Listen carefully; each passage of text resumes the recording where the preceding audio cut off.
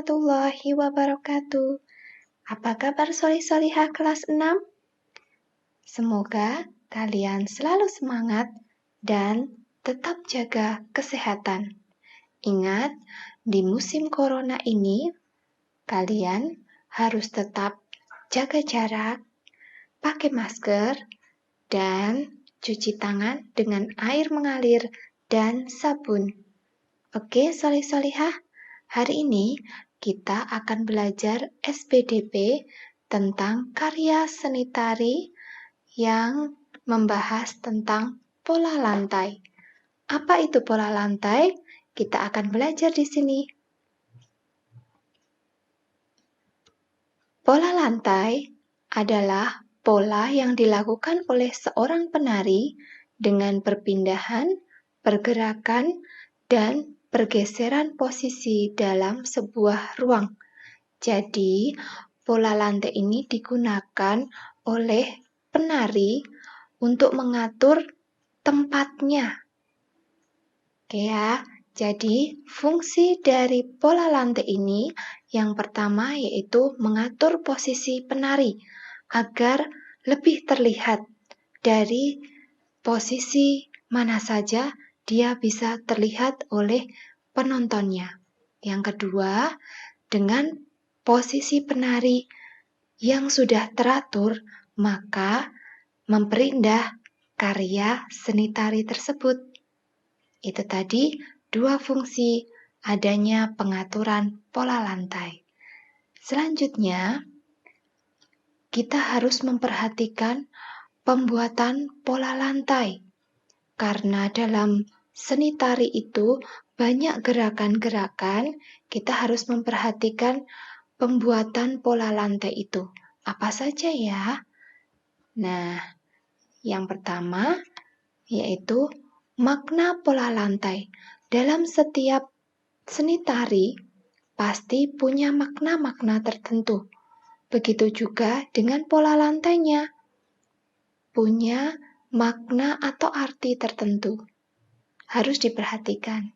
Yang kedua, jumlah penari. Jumlah penari yang berjumlah banyak. Itu harus diperhatikan juga pola lantainya, tempatnya ada di mana. Nah, itu juga harus diperhatikan. Yang ketiga, yaitu tempat pertunjukan tari. Ruangannya luas atau ruangannya sempit. Nah, itu pola lantai harus diperhatikan. Yang keempat, yaitu gerakan tarinya.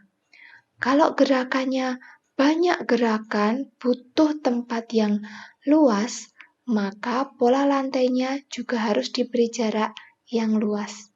Itu hal-hal yang harus diperhatikan dalam pembuatan merancang pola lantai. Selanjutnya, pola lantai itu ada bermacam-macam. Ada berapa ya? Nih, ada 4 macam pola lantai.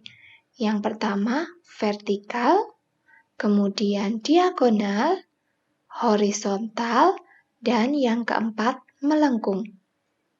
Apa itu vertikal, horizontal, diagonal, melengkung? Nah, ini dia penjelasannya. Nah, ini adalah yang pertama, pola lantai vertikal.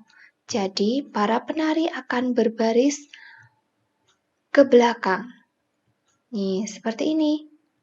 Contoh tarinya, misalnya ada tari serimpi dan tari gambyong.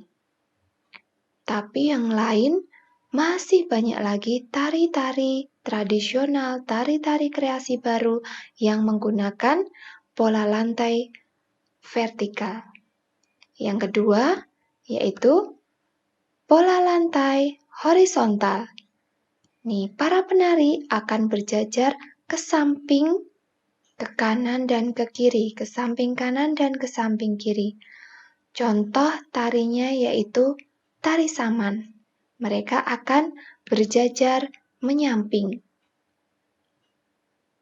Yang ketiga, yaitu pola lantai diagonal. Nah, pola lantai diagonal ini para penari akan berjajarnya miring ke samping kanan atau miring ke samping kiri, atau membentuk silang. Nah, seperti ini contohnya. Untuk contoh tarinya yaitu tari tanggai dari Palembang. Mereka akan berjajar miring. Yang keempat yaitu pola lantai melengkung. Melengkung full membentuk lingkaran ataupun membentuk setengah lingkaran.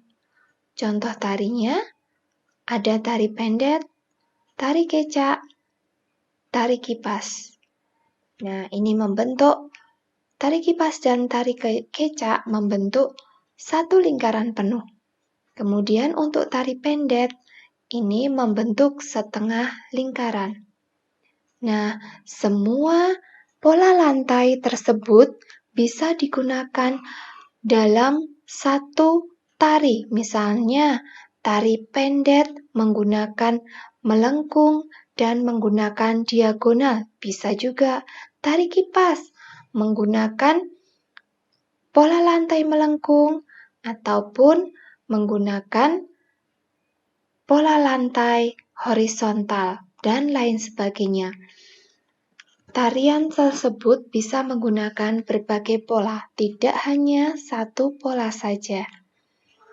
Oke ya, demikian tadi penjelasan tentang pola lantai. Mudah-mudahan kalian bisa memahaminya dan bisa mengamati ketika ada pertunjukan seni tari. Oke, semangat belajar dan tetap jaga kesehatan. Terima kasih. Wassalamualaikum warahmatullahi wabarakatuh.